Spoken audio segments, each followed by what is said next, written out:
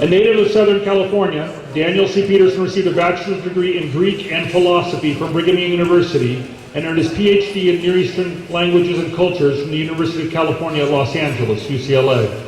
Dr. Peterson is a professor of Islamic studies and Arabic at BYU, as well as a member of the board and associate executive director of its Institute for the Study and Preservation of Ancient Religious Texts. He is the Maxwell Institute, that's right. Yeah. He is the executive editor of BYU's three-part Middle Eastern Text Initiatives. The series of this initiative published dual language editions of classical works of medieval Arabic and Persian philosophy, Arabic medicine and science, and early Coptic, Syriac, and Christian Arabic literature. He is the author of several books and numerous articles on Islamic and Latter-day Saint topics, including the most recent, a biography of the Prophet Muhammad. We also learned yesterday he is the president-elect of the, what's the association again? Society for Mormon Philosophy and Theology. So he served for approximately 8 years on the Gospel Doctrine Writing Committee for the Church. He's immediate past chairman of the Board of Trustees for what was then known as Farms, and editor of Farms Review at the time. And with that, let's welcome Daniel C. Peterson.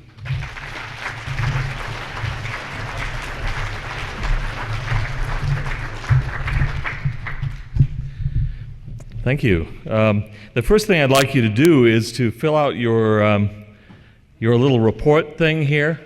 While I've been sitting in the back, I've already filled out at least 20 or 30, marking a 10 by my name. So you can do at least 5 or 6, each of you, so get at it. And you can do it while listening to me or not listening to me. It doesn't much matter. I have to say that, first of all, I'm not going to use any PowerPoint. I apologize for that.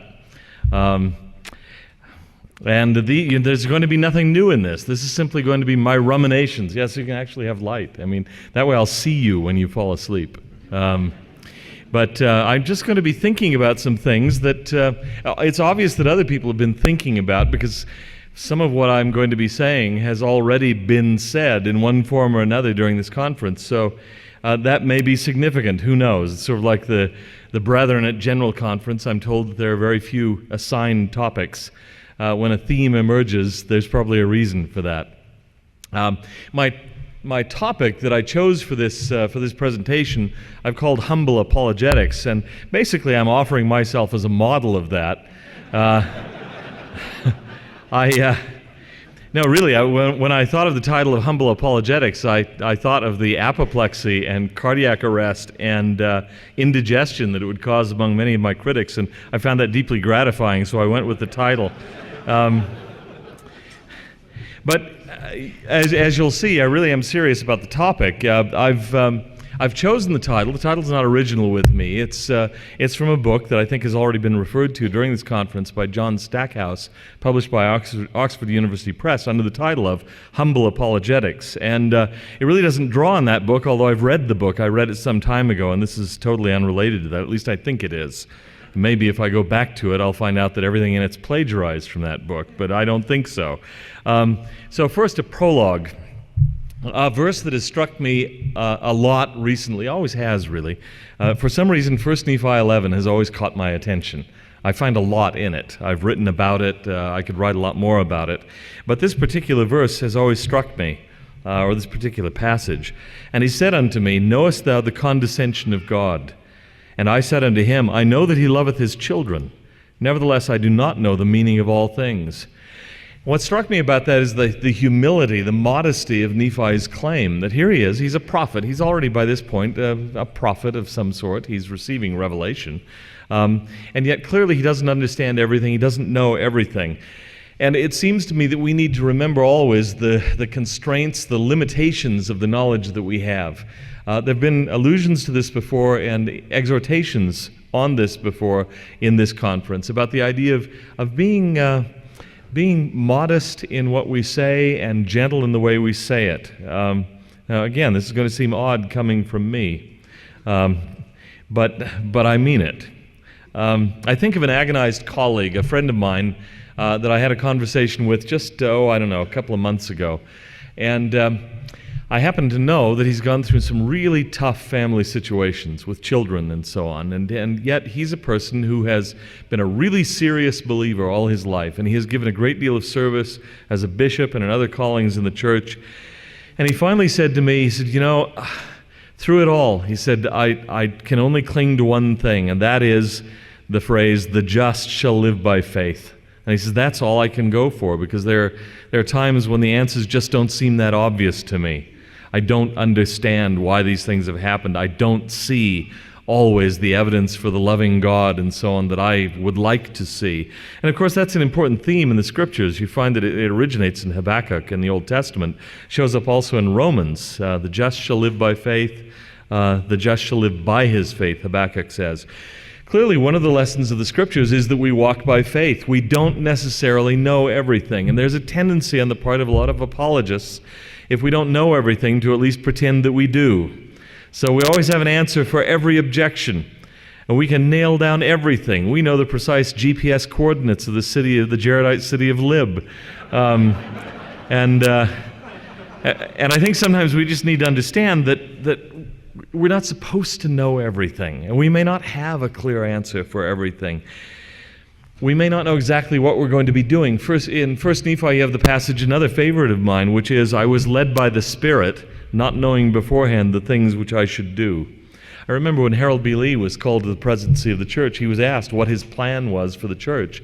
He quoted that passage. I said, I don't know. I don't have a plan for the church. But I'll be led by the Spirit as Nephi was. Another phrase that's often used in description of the life of faith is that it's a leap in the dark. Now, I've sometimes thought that was too negative. It's not all that dark, but it can be kind of dim sometimes. We don't always know exactly what we're doing. We have to step out and trust. There's that image in the Indiana Jones movie, which, silly as it is, of stepping out. You have to take the step. And then it turns out, there is something there to hold you up. But you have to take the step, not knowing for sure where it is or what it's going to be. I think of Richard Bushman's biography of Joseph Smith, Rough Stone Rolling.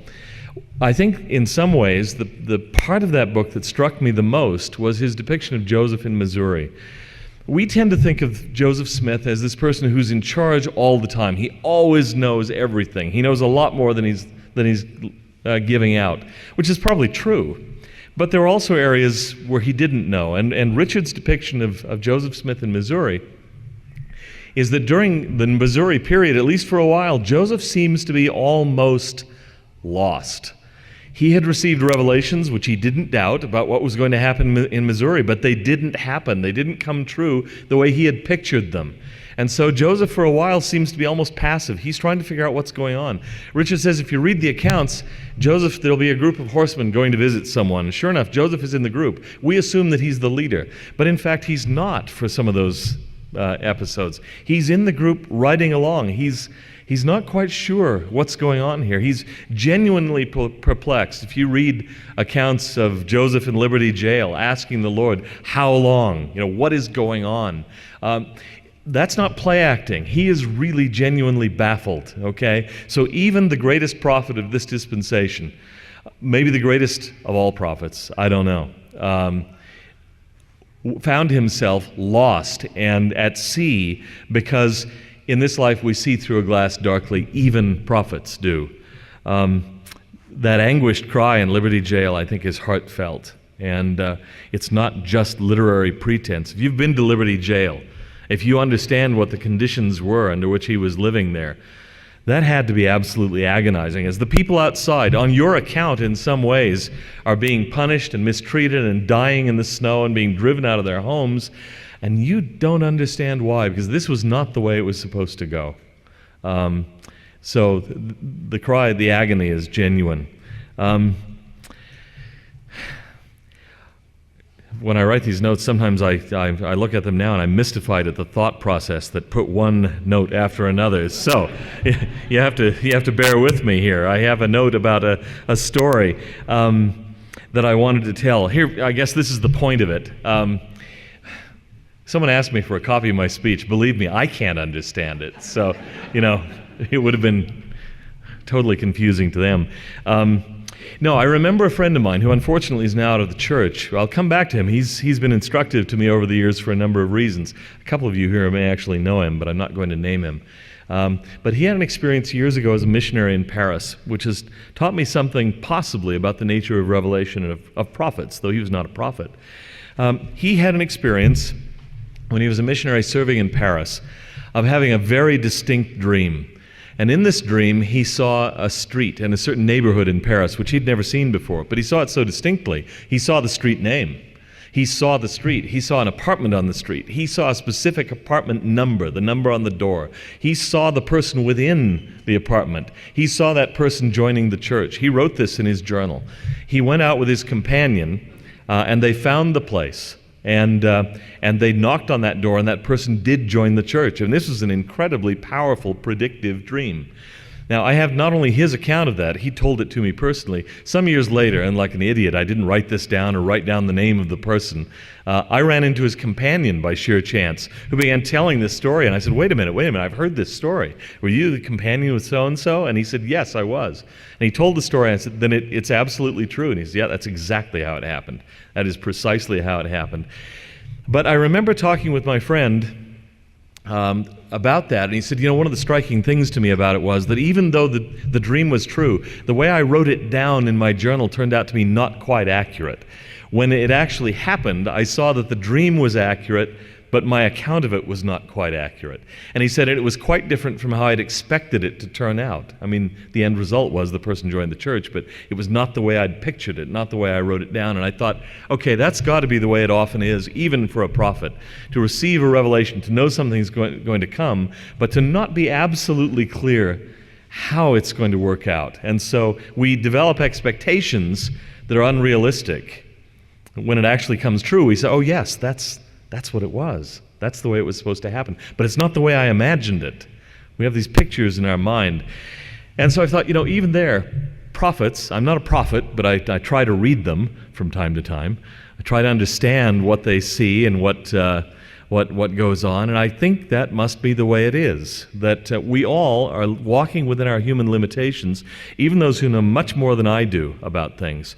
And so we are, to an extent, left to figure things out for ourselves. Nephi's comment, I know that God loves his children, but I don't know the meaning of all things, is really important to me. We often assume that members of the 12, the First Presidency, understand and know everything, that it's just all absolutely clear to them. I think there's no evidence for that. They're told certain things. They're not told everything. God doesn't give everything to anybody in mortality. Think of the answer given to Job when Job is questioning the Lord. I've often been told that Job is a meditation on the problem of evil and supplies an answer to the problem of evil. I've never seen the answer. I don't get that. I don't read the book of Job as an answer to the problem of evil. It poses the problem. But when Job actually confronts the Lord, what does the Lord do? The Lord shows him a display of power and basically says, who are you? And this is one of the questions. Where wast thou when I laid the foundations of the earth? Declare if thou hast understanding. Now we use that often as a proof text for pre-existence. But what the Lord is really saying there is, who are you to ask me these questions? Do you know who I am? I am much more powerful than you are. I'm much wiser than you are. And you are, relatively speaking, nothing. You just don't understand. So don't ask. It's not that nice, neat answer that you might be expecting if you read the book of Job. And Job's response is, abasing himself, I uttered that I understood not, things too wonderful for me, which I knew not. Now the answer often from the Lord is, just submit. Now we may say, we'll understand it someday, and I think we will, but we won't necessarily understand it now. Well, why would the Lord do this? I think it's partly because of what the British philosopher John Hick calls epistemic distance. The idea that God deliberately withholds things from us to allow us freedom. It's very much what Latter-day Saints call the veil. Okay, this veil is dropped. We don't know everything. We have a sense of things. We have a kind of feel for the way things are and ought to be, but we don't know very clearly, and so we're left in this life to walk by faith. There's a passage in Kierkegaard, or if you want to get really fancy, Kierkegaard, that I think is relevant. This is from something else I'm writing, so let me just quote what I'd written. If God were to reveal himself directly, that revelation would be so overwhelming that it would destroy our freedom. The Danish philosopher Søren Kierkegaard expresses this point memorably via a parable about a king and a maiden in his philosophical fragments. Given the enormous gulf in rank, status, and wealth between them, how can the king reveal his love to a maiden of humble parentage without coercing and crushing her? His dilemma is that not to reveal oneself is the death of love, this is quoting Kierkegaard, but to reveal oneself is the death of the beloved. The only choice open to the king is to court the maiden indirectly, by descending to her level, by taking on the character of a servant. However, this is no mere costume change. In order to be convincing as a servant and not reveal his royal status, he must really act as a servant. And again, I think of 1 Nephi 11, knowest thou the condescension of God? What does condescension mean there? When we hear the word condescension, we think of something negative. If I say of someone, he's really condescending, that's not meant as a compliment. But the way the term condescension was used in early 19th century American English was quite different. Condescension was the action of a person of high status voluntarily relinquishing that high status to come down to a lower estate, as in the example of a king who comes down to dwell among his subjects. That is obviously a reference, in one degree or another, to the incarnation of Christ, who gives up his status as the second member of the Godhead and comes down to live life as a Palestinian peasant in a poor, oppressed, subjugated region of the planet, on our behalf, to do something for us and to live among us, so that being like us, he would know how to succor us because he knows what it's like to be in our condition. Now, my argument would be that clear proofs would destroy the plan of salvation. There is a necessity for the veil. We have to be left here to where we don't know, but we sense and feel certain things. And the crux of the judgment, it seems to me, is not our assent to certain specific theological propositions. What it is a revelation of what it is we really want and what we want to be. Do we hunger and thirst for goodness? Do we seek God? People who seek God, I think, will be rewarded in this life and the next. People who don't, who may be members of the church or may not be members of the church, will not be rewarded because they don't hunger and thirst after righteousness. One of the other concepts that Hick talks about a lot is what he calls eschatological verification. That's not to be confused with scatological verification, which I encountered a lot growing up in California. Eschatological verification, which means at the end of time, things will be verified. You will finally know. You will finally see. We will come to understand. We'll know things. There are lots of examples of this in the Scriptures. They do not promise that we'll understand everything now. Here's a passage in Malachi that I'm really fond of. And again, we misinterpret it sometimes because it refers to something called a book of remembrance. Now, this is not the nice little thing that we do, the long little book with the picture of a temple on it. This is the divine book. This is what the Muslims refer to when they talk about what they call the Kitab, the mother of the book, the celestial record that's kept of everything. Listen to Malachi. It's a dialogue between people who are trying to follow him, genuine disciples of God, who are puzzled by the fact that the wicked triumph. Your words have been stout against me, saith the Lord. Yet ye say, what have we spoken so much against thee? Ye have said, it is vain to serve God, and what profit is it that we have kept his ordinance, and that we have walked mournfully before the Lord of hosts? And now we call the proud happy. Yea, they that work wickedness are set up. Yea, they that tempt God are even delivered. Then they that feared the Lord spake often one to another, and the Lord hearkened and heard it. And a book of remembrance was written before him for them that feared the Lord, and that thought upon his name.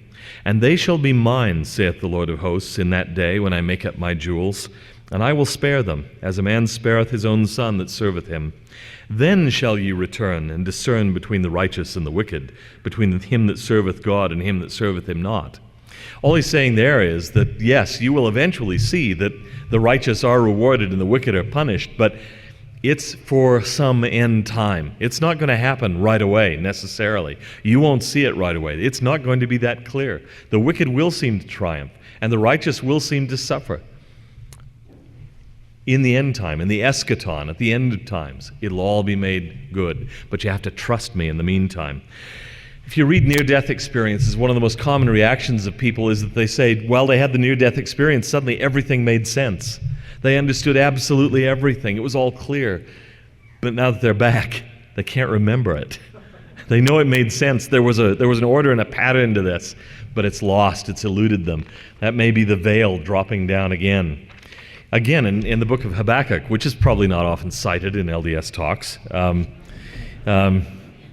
there are wonderful phrases in it.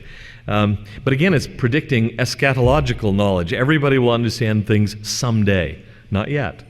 For the earth shall be filled with the knowledge of the glory of the Lord, as the waters cover the sea. Or Isaiah, they shall not hurt nor destroy in all my holy mountain, for the earth shall be full of the knowledge of the Lord, as the waters cover the sea. But it's in some future time, the millennial time at the least. At the very least, testimony doesn't always come on our schedule. Understanding doesn't always come when we want it. The proper response to things that happen to us often is simply to say, I'll trust in the Lord. That's all I can do. I hang on. There's nothing more I can do.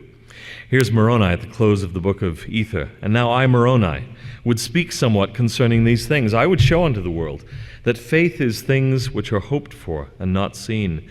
Wherefore dispute not, because ye see not. For ye receive no witness until after the trial of your faith. And it comes from the Spirit. It doesn't come from fair arguments or from Maxwell Institute arguments or from anything like that. It comes from the Spirit. Think of Hugh Nibley, sort of the archetypal figure for, the patron saint of farms, if you will. Nibley was, he wasn't playing games, but he wasn't desperately trying to prove to himself that the gospel was true either. He already knew that. He knew that on quite other grounds.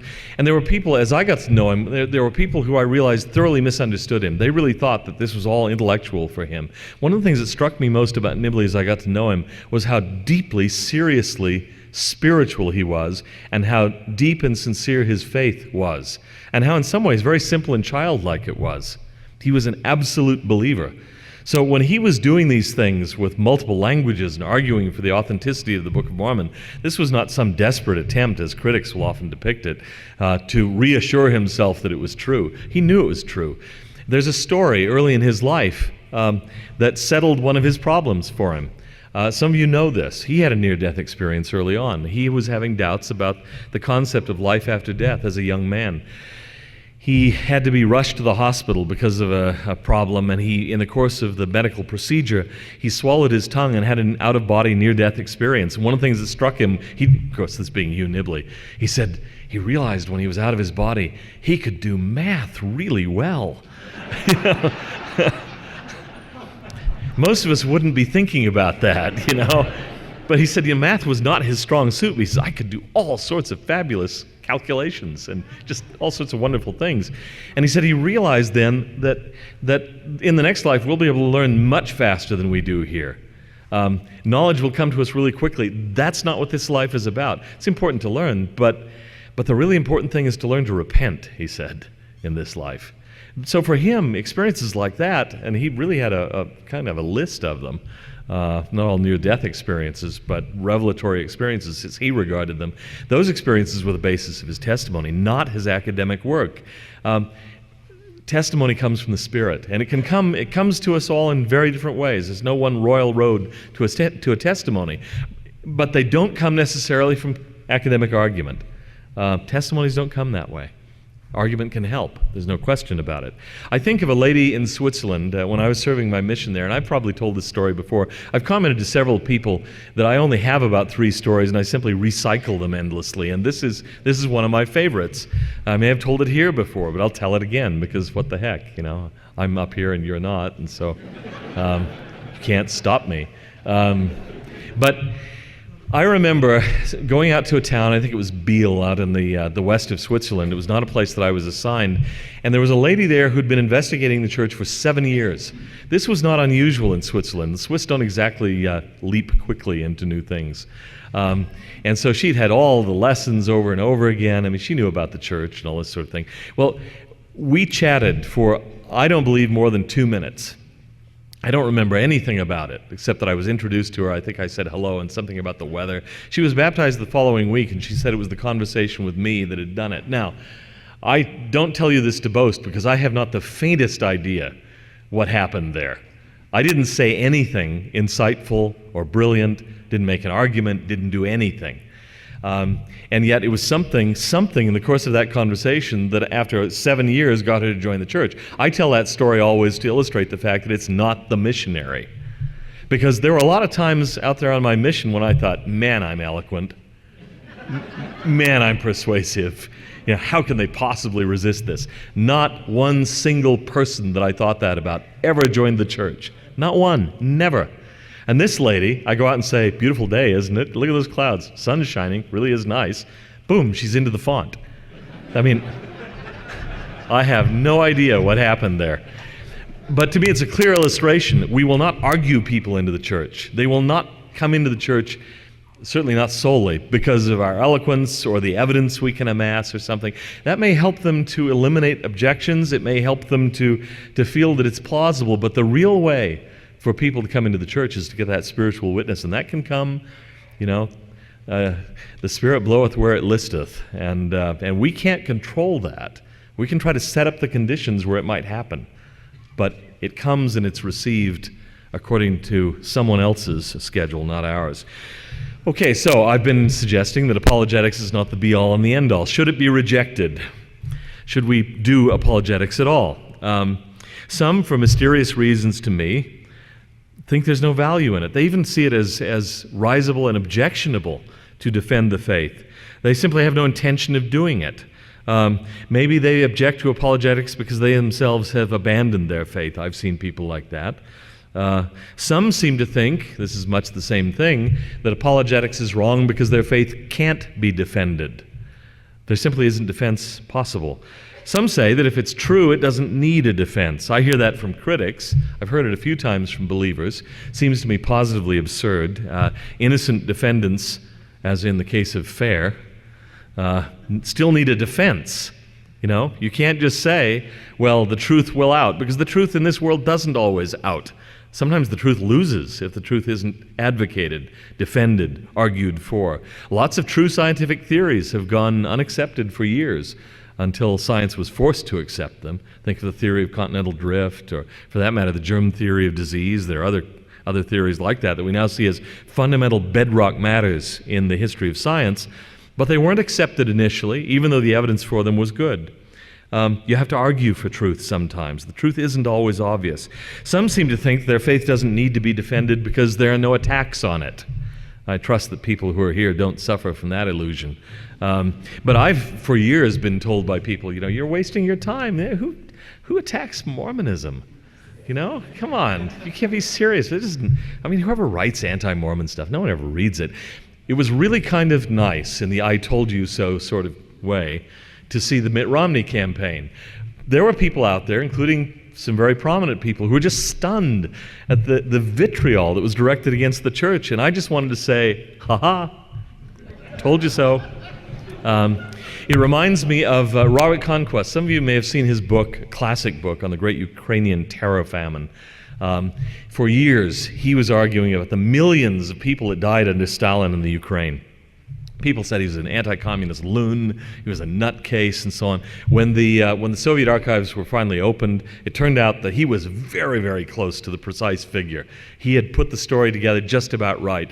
And so he was asked to write an introduction for the new edition of his book called Harvest of Sorrow. And I unfortunately can't quote you the introduction that he wanted to suggest for it. It was the sole text that he wrote for it was, "I told you so, you blank blank blankety blanks." I thought was very eloquent and right to the point. But he'd been mocked for a long time, but he was right. Well, in the case of anti-Mormonism, people here, I think, had a realistic sense for that, but a lot of members of the church were shocked to find out there are actually people out there who don't like us very much. They will not elect a Mormon president, They will not vote for somebody because, hey, you got to be an evangelical to be president of the United States. Well, anyway, I won't go further on that one. It's a positively ludicrous sentiment, but anyway. But there are some who are critical of apologetics because they're concerned about the tone and method of apologetics. And, hard as this is for me to say, I think we need to listen to them. Now, I will be the first one to say that I think many of the accusations they make against apologists are simply flat out false. In many cases, people say things about apologetics who've read nothing. They don't know anything about the subject. They've heard something. There's a kind of ad hominem story going on out there about what apologetics is and how apologists behave, and they're simply wrong. Some years ago, a colleague of mine wrote me, we're friends, we're still friends, amazingly enough, but she wrote me a really strong message about something that had been published in the Farms Review that she said was just vicious, and it was an attack on someone, and it was just uncalled for. And I asked her if she'd read it. Well, she hadn't.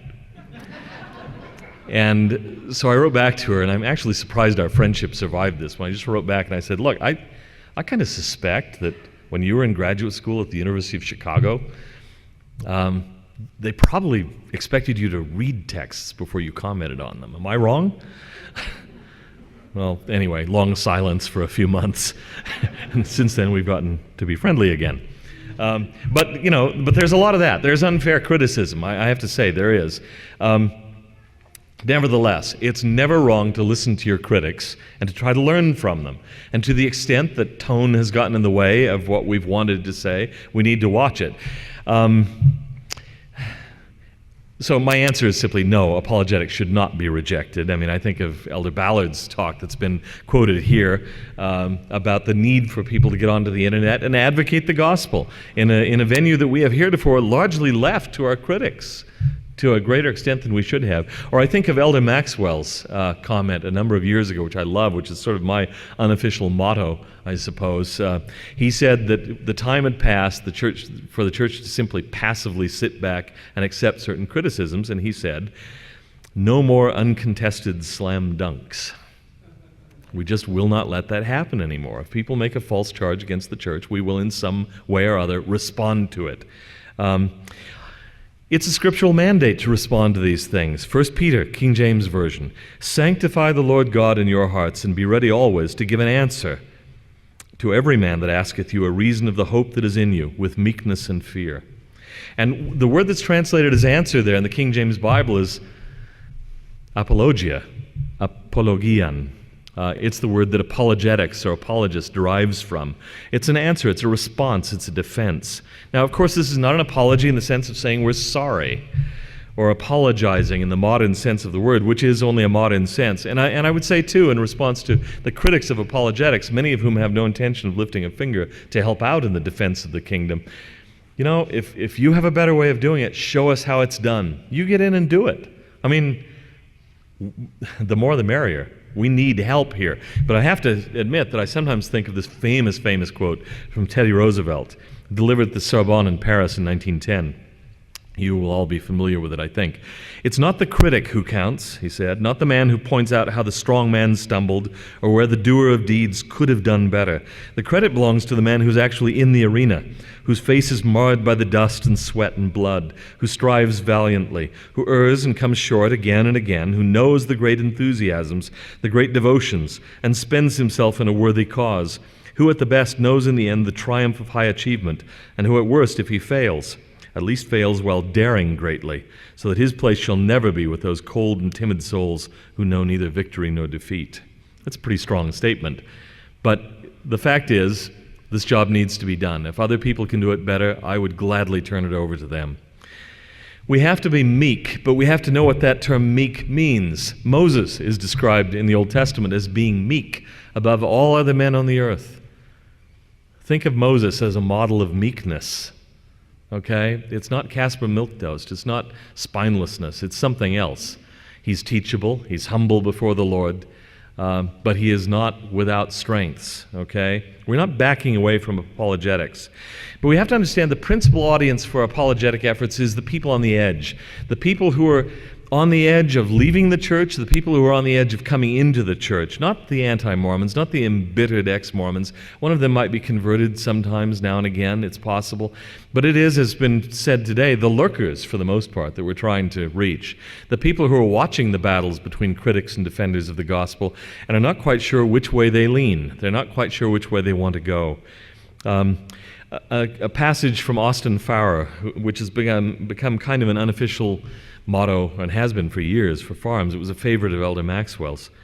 Though argument does not create conviction, he said, lack of it destroys belief. What seems to be proved may not be embraced, but what no one shows the ability to defend is quickly abandoned. Rational argument does not create belief, but it maintains a climate in which belief may flourish. So our job really, in many cases, is to clear the ground of impediments to the growth of faith so that the seed of faith can be planted and grow and survive, or to prepare the ground so that faith can be planted. I know in my own personal case, which I may have already alluded to here, I was able to baptize my father the night I was set apart as a missionary. And one of the things that brought him into the church was the work of Hugh Nibley. For years, we'd been arguing about the gospel, he'd been reading. Finally, reading Nibley began to let him think that, there's a possibility this thing might actually be true. The spiritual witness came later, but that did provide some of the preparation of the ground. And we get testimonials, that it's been mentioned that FAIR gets testimonials of people who have been helped by what FAIR does. I guarantee you that the Maxwell Institute does as well, and that is the real compensation for being engaged in this. But we have to do apologetics, we have to do it properly. We can always improve. The first rule ought to be, in the phrase that circulates, is often attributed to the Hippocratic Oath. It's not, but it's a medieval medical phrase. First, do no harm. You don't do any damage if you can avoid it. If you can do some good, that's great. It's kind of the way I behave as a bishop. I don't, if I can do no harm through the 3 years I'm going to be bishop, probably of this student ward, I'll be delighted. If I do some good, that's icing on the cake. Let me read 1 Peter again, that same passage I already quoted, but in a different translation from the NIV this time.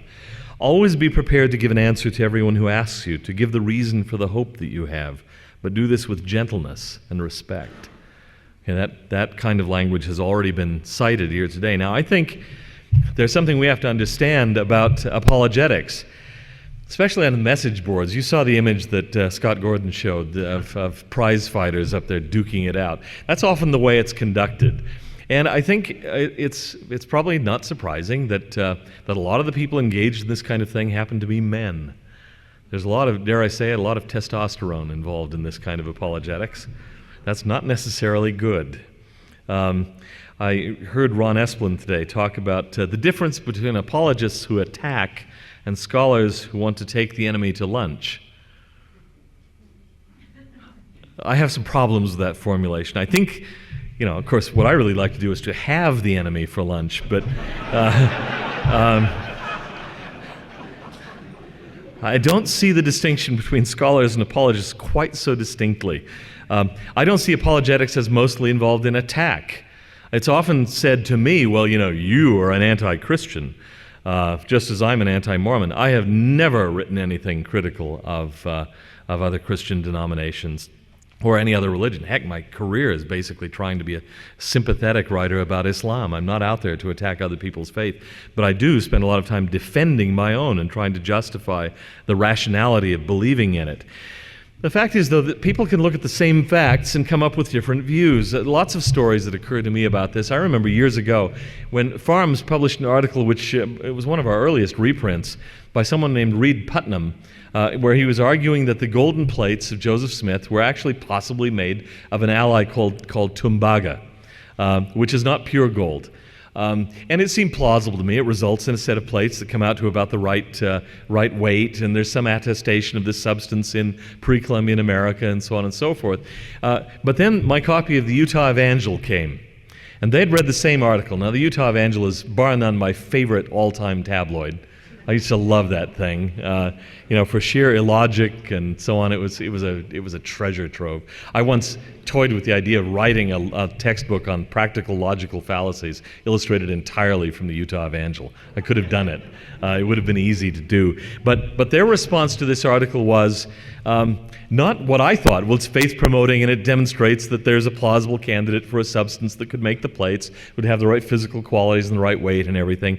Their headline was, "Farms admits Joseph Smith lied. Golden plates were not gold." Now the fact is, tumbaga apparently, to all but a metallurgist, would look like gold. No one would know, and they're still golden. I mean, there's gold in them, lots of gold in them under those circumstances. But all they could see was Joseph Smith lied. And I thought, well, at least you just granted, didn't you, that there were plates, and Joseph Smith lied about them? I mean, that's major progress. But but they would never have granted that. I mean, consistency, a foolish or even a sensible consistency would be the hobgoblin of their mind. Or I think of how people can look at the same situation very differently. I think of another experience of mine in Cairo. I was taken off once to visit with a chemistry professor at the University of Cairo, and we got to talking about my studies of Islam. This is when I was first starting, and he said, "So, are you a Muslim?" And I said, "No." And he said, "Why not?" This is a question I've always hated when Muslims ask me this. So I try to be affirmative and say, "Well, I'm a Christian." Not that I reject your doctrine. I spit upon your faith. I don't do that. Say, "Well, I'm a Christian. I'm a believing, convinced Christian." And he said, "Well, how can you believe that? I mean, do you believe? You really believe?" He was a nice guy. "Do you really believe that God sent his son?" First of all, God had a son. Everybody knows that's crazy. I mean, God can't have a son. But he said that God has a son. He sends his son down, and he kills his son to buy himself off. Is that what you believe? And I said, "Well, yeah, kind of. I mean, I wouldn't have put it quite that way, but yeah, that's sort of like what I believe." And he said, "That's the stupidest thing I've ever heard in my life. It doesn't make any sense." And I've thought about that conversation ever since because, in fact, lots and lots of intelligent people through the centuries have believed precisely that. Not just Latter-day Saints by any means. Thomas Aquinas, St. Augustine, great names in Western civilization have believed that. But the fact is that the same set of facts will look perfectly reasonable to one person and perfectly insane to another. We have to understand that. So it seems to me that one of the things we have to work on as part of apologetics is simply we need to understand that people have to, in some sense, want the gospel to be true. If they don't want it to be true, the evidence is not so overwhelming, by design, I think, that it's going to force itself upon them. Now, obviously, that opens you to the charge that you're just engaged in wishful thinking. We want it to be true so much that, evidence be damned, we're gonna buy the most outlandish claims. That's not what I'm getting at. But what I am suggesting is that your desires make a lot of difference. Let me tell you a couple of very quick stories. Years ago, we got a call at Farms because there was a situation in northern Germany where a certain former believer, whom I happen to know, unfortunately, was taking people out of the church. And he was very bright, and he was very effective, and he had done a lot of damage to the testimonies of people in leadership positions in this particular city in northern Germany. And the question from the mission president there was, could we help out? Well, to be perfectly honest, I of little faith was not sure that we could. I've been involved in too many of these circumstances. As Scott Gordon said, quite often people are already on their way out when the questions reach us. But we did a conference call with them, several of us, and it was amazing to me. The questions turned out to be softball, slow pitch questions. They were really easy to deal with. And everybody there in the room, we could hear them saying, "Oh, well, okay, I'm satisfied with that. Okay, that answers my question. I'm fine." And the only person who was left angry was the agitator who was trying to get them out of the church, which was fine with me. But it handled it very well, because these were people who really loved the gospel, and they just had hit some speed bumps. They needed some help. Okay, but another case, shortly thereafter, we were asked to speak to somebody in the South, as I recall. His wife was very concerned. We got on the phone with him, and I thought, well, maybe this will work too. It was a total disaster. This person said, "Look, the brethren are lying. They're all liars." I said, "Okay, could you give us a case of their lying?" Well, he gave us one. I don't even remember what it was. It was, again, really easy to deal with. It simply wasn't a case of lying. He said, okay, well, they're not lying there, but they're lying in this one. And he brought up another one. And it was another really easy one to deal with. We went through 4 or 5, I think. And finally he just said, "Well, they're still all liars." And that was it. There was nothing you could do. It was clear that there were other things going on there. You could have knocked them down all day long, I think. Fact was, he was already gone. He had decided the church was false, he was out, and that was it.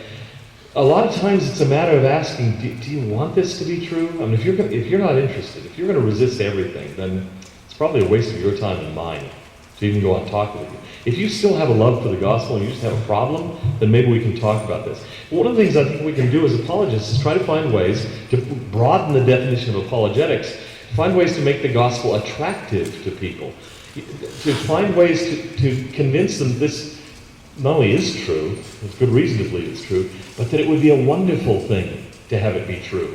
It's good news. The gospel is really good news. And you can't delude yourself into believing something simply because it's good. But if you can make it attractive to them, if you can get it even to 50-50, As William James is supposed to have said, then it's good to err on the side of light, on the side of the happy side of life, if you will. James used an image at one point that I've always liked. He says, is it rational to believe in something you don't have firm proof for? He was responding to a critic, a guy named Clifford, back in the early 1900s, said it's always wrong. It's intellectually unethical to believe in something you cannot absolutely prove.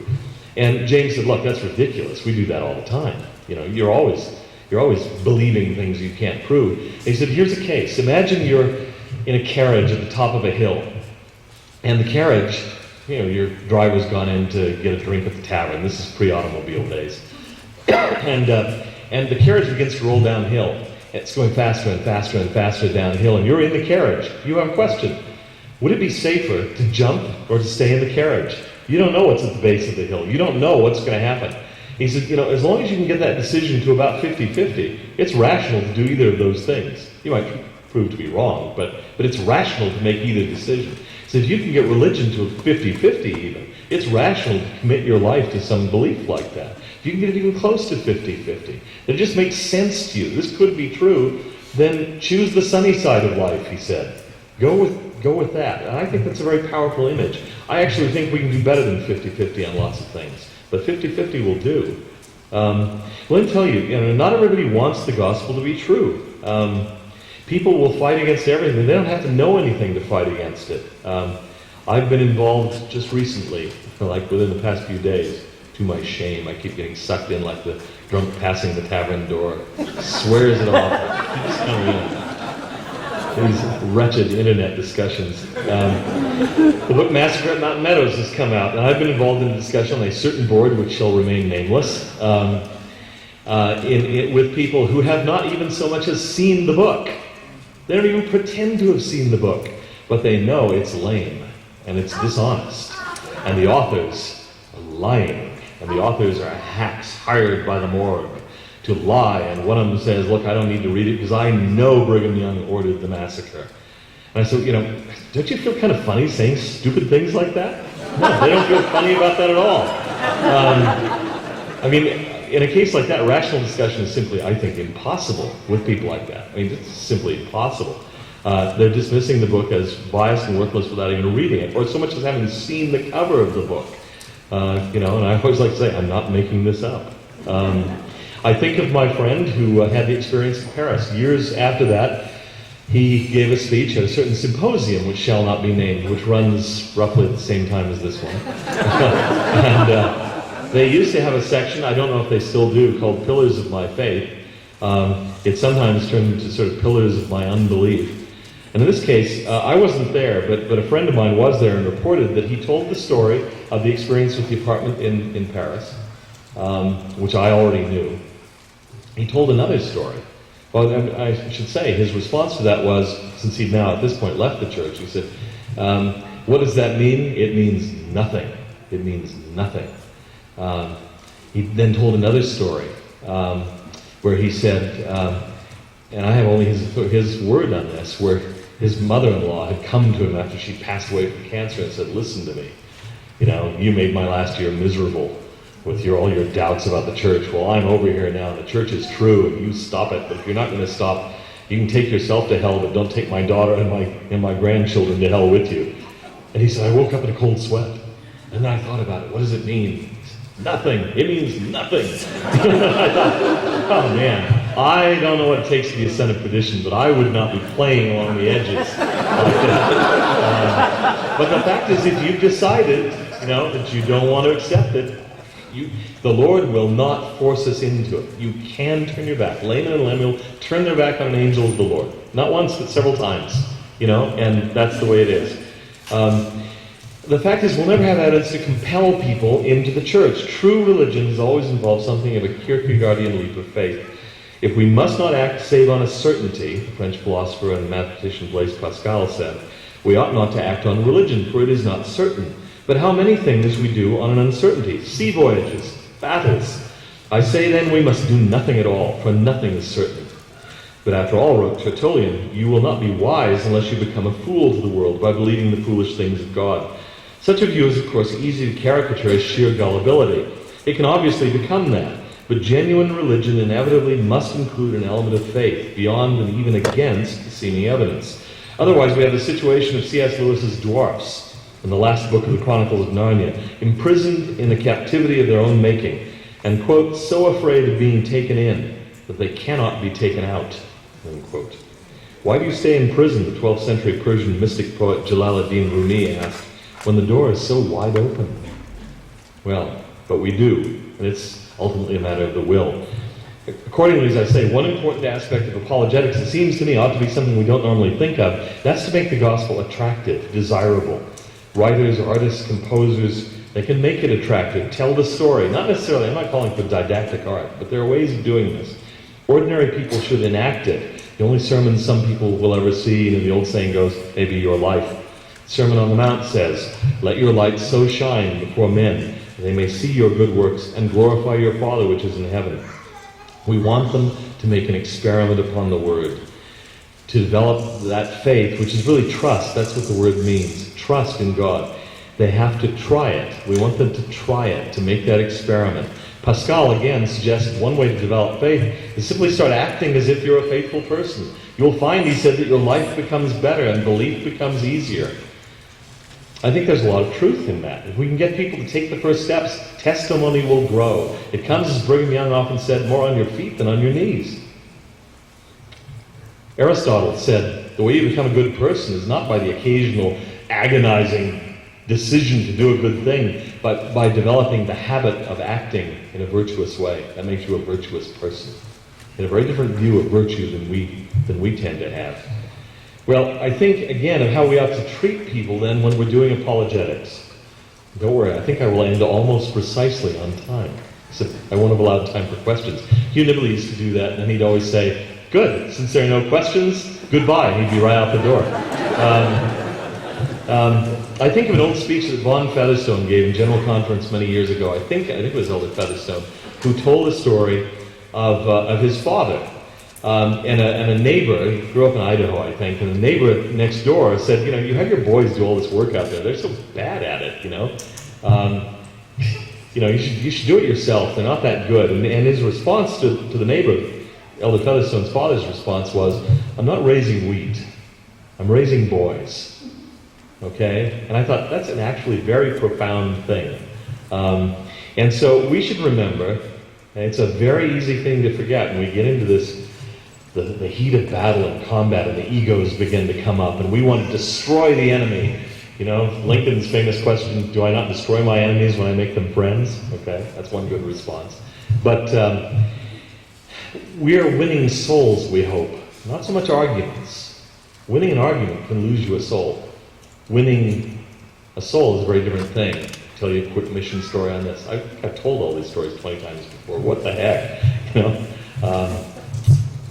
So I repeat myself. It's a good story.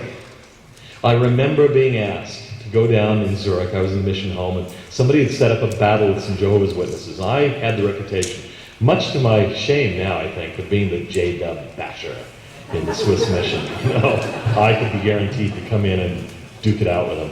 And so these people had set this thing up, and to their shock and horror, one of the leading Jehovah's Witnesses in Switzerland was going to come to this apartment. So they were desperate for help, and they called me and asked if I would come down. Well, I came down, and to be perfectly honest, we just mopped the floor with this guy. I mean, it was humiliating. I was embarrassed. He wasn't very good, and the thing was, we just annihilated him. But the longer the evening went on, the worse I felt. I did not enjoy this. He didn't join the church. Of course he didn't join the church. It didn't do any good. We just humiliated the guy.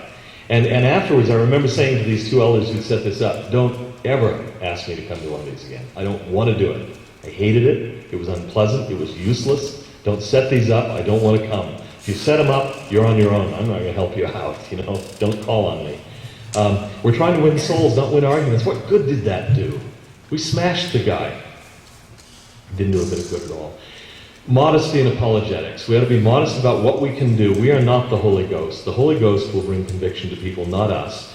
We need to understand we can't prove most things. The best we can do, and we'll be criticized for it, is to suggest that something is consistent with, or it can be read in this light, or this makes sense. We're not offering decisive proofs. I like the difference in German between Beweis and Hinweis.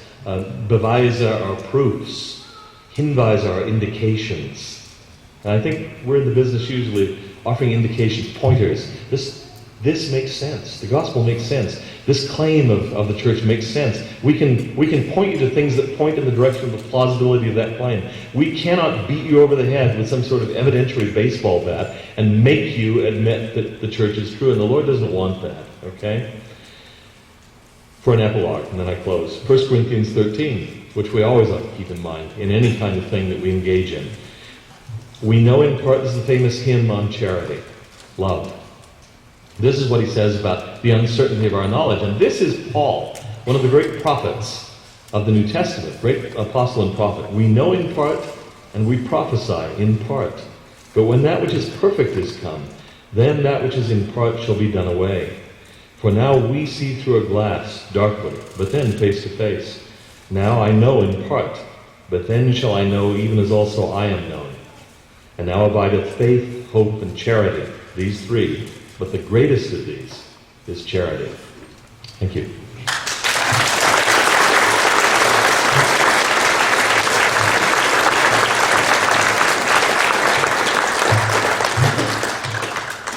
Okay, questions? Why do I keep getting banned from anti-Mormon lists or bulletin boards? Because I'm a swine. Why do you keep going back? Because I'm an addict. I really don't know what to say. I see myself as sweetness and light, But I am widely regarded as some of you know, as one of the most vicious people on the face of the globe.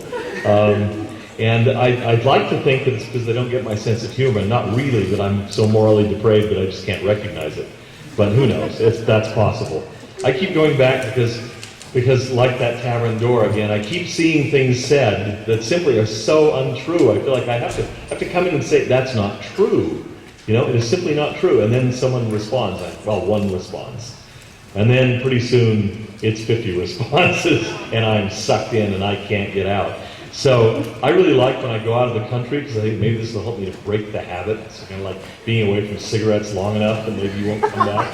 But I always do. I work on the computer all day and it's just a click and suddenly you're on a message board and there you go. But I'm trying. What do I think about the Millett and Johnson interfaith dialogues, the Blomberg and Robinson dialogues, etc.? I'm all for them. I mean, despite my image of being all in favor of smash-mouth polemics, I spend a lot of my time doing interfaith dialogue work with Muslims and with others, and I think it's a really important thing to do. I'm not in favor of negotiating away the unique distinctives of the faith. I have no desire to be an evangelical Protestant. Sorry, I'm happily LDS. But I think sometimes this kind of dialogue is not only good for building amicable relations, but it's good for helping us understand our own faith, too. I've learned a lot about Mormonism by talking with Catholics, for example, and understanding where we agree and where we don't agree. I learned a lot. I've got an article that's going to be coming out in the Society for Mormon Philosophy and Theology Journal Element shortly, I think, on the social trinity. I learned a lot about LDS doctrine of the Godhead, and I think about the LDS notion of exaltation by reading, believe it or not, Protestant Catholic theologians. Not that we agree on everything, but that I picked up things that I realized were in my own tradition that I hadn't noticed before. And so I think there's a lot of benefit. It's not just that I should tolerate the other guy's religion. That's kind of bloodless and not very satisfying. I can actually learn something from the other person. I mean, that gives me an affirmative reason for wanting to do dialogue with other people, not just because I want to learn to tolerate your existence, but because I think I can learn something from interacting with you. I don't think we always do this well. I'm a little worried in some cases, I won't be more specific than that we sometimes do tend to give a little more away than we should. I think it's always a danger in dialoguing with others. I've felt myself trying to do it sometimes where you think, well, I've been asked this question, I will kind of downplay this little element of my faith because it would possibly irritate my new friend here. And then I think to myself, oh no, wait a minute, that's the path of the apostasy. I really believe the early apologists, Minucius Felix and people like this from the 2nd, 3rd century in Christianity, I really think that's one of the things they did. With the best will in the world, they were trying to make Christianity palatable to the elite, sophisticated, pagan, philosophical audience of their day, and in doing it, they distorted their own beliefs. I think that's a real danger. So we always have to be careful about that. So here's another one. Can I comment on recent interfaith dialogue and how Mormon theology is being received by non-Mormons who are dialoguing in good faith? That's pretty much the same question. I think we're making some progress in certain circles. It's not affecting the evangelical anti-Mormon in the pew, though. There's still, as the Romney campaign showed, there's still a huge amount of hostility out there toward Latter-day Saints and a great deal of misinformation. Whether these dialogues can actually eventually have a trickle-down impact or not, I don't know. I hope so. I think they're worth doing, but they have to be done carefully. And we shouldn't have unrealistic expectations of what will come from them. Last year you told us that you were writing a rebuttal to Christopher Hitchens' book, The God Delusion. Actually, he wrote, it's not The God Delusion, what's the name of it? God is Not Great, with a lowercase g. Bill Hamlin and I were working on that. We finished about 60%, 70% of it. Then we ran into a snag. Bill's now goofing off in Oxford, doing nothing of any value. But I've actually conceived of a way of getting the project back online. It may be broadened out to a response not just to Christopher Hitchens, whom I met a couple of weeks ago, by the way. I won't comment further on that. It was a funny experience. But anyway, I think we may broaden it out and respond to others like Sam Harris and so on. And then we've got some publishers online, I think, for that. What are symptoms in someone who wants to come back? Very quickly, I think one of the things you notice, I run into people who come to me, and some do, they come in tears and say, I miss my belief. I really wish I could believe, I just can't. Well, a person like that, it seems to me, is ripe for good work. There's a lot you can do with someone like that. There are people out there who claim, and some of them sincerely, I think, to simply hate the church. They hate Mormonism. They are not promising candidates right now. You have to wait until something changes with them. But the ones who say, gee, I wish I could, I just can't, I have a hard time, you can work with them, and they're worth all the effort. I mean, the most important thing you can do, if you labor your entire life and save one soul, that's a life well spent. So if you find people like that, those are the clearest extremes, I suppose. But there are people who will write to you with sincere questions, and you can often tell pretty quickly, is this a belligerent person who just wants a fight? Or is this someone who really has a question? The belligerent ones, I'm convinced we just shouldn't waste time on them. I say that as someone who's wasted endless amounts of time on people like that. I may have told this story before too. Sorry, almost done. But I remember a lesson I learned from a senior companion when I was first in Switzerland. We tracked out a fellow, and we never got indoors in Switzerland. So this fellow let us in. It was a big thrill, So he'd let us in, and we started telling him about the gospel, and he was as sarcastic and rude as could be. Everything was about money for him. What we were really up to, the church was a scam, and so on and so forth. And finally, my companion stood up and said, well, thank you very much. It's been very nice chatting with you. We need to move on. And I said afterwards, why did we leave? And we were having a talk with somebody. It was the first door we'd been in days. And he said, look, we've got tens of thousands of people in our little area alone that we need to reach. And spending time with him is a waste. He said, we were told not to cast pearls before swine. And that's really harsh language, but the fact is, every time you choose to spend time with one person, you are not spending time with someone else, okay? And there's someone else out there that you could help. And if you're spinning your wheels arguing with someone who isn't interested in help, who doesn't want to know the truth, who has no intention of listening to you, even if you could present him with a stela that says, I, Nephi, was here, okay? Verified by non-Mormon archaeologists. He's still, as Sandra Tanner said once, well, if we found something like that were found, well, we could begin to talk about it. And then, okay, well, this is not a very open mind. But there are other people out there you can help. And I have to keep telling myself this. There are the invisible people out there you haven't met yet. Keep looking for them. You can help them. Don't spend time on people who just want to fight. It just gets your adrenaline going so that you fight too. You can waste days doing that sort of thing. I have wasted weeks doing that sort of thing, and it does no good. Meanwhile, who knows? There's someone else out there I should have reached and I didn't. So a lesson to be learned from that. Thank you.